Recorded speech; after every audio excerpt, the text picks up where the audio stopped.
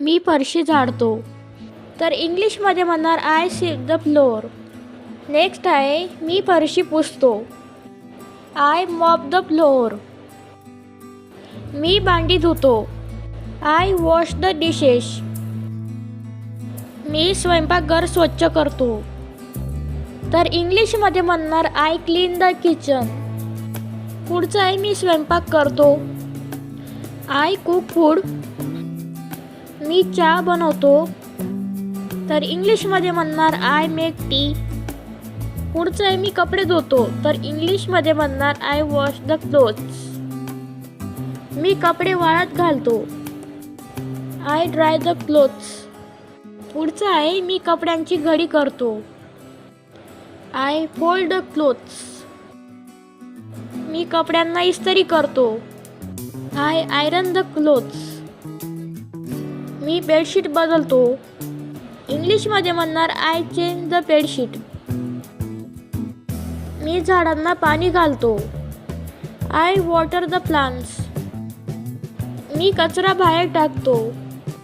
I throw out the garbage. मी फर्निचरवरील धूळ साफ करतो. I dust the furniture.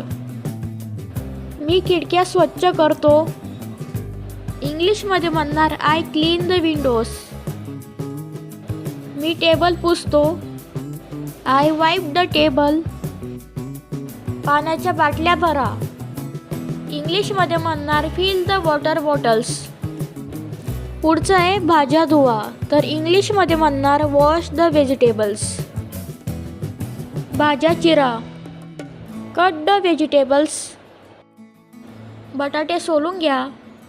तर बटाटे सोलणे याला इंग्लिशमध्ये म्हणणार पील द बटॅटोस. दूध फ्रीजमध्ये ठेवा. Keep the milk in the fridge. कचरापेटी रिकामी करा. Empty the dustbin.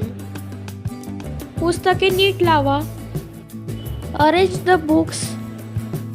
पुढचं आहे मी कांदे चिरत आहे. तर इंग्लिशमध्ये म्हणणार आय एम चॉपिंग ऑनियन्स. पुढचं आहे मी मीठ घालत आहे. I am adding salt.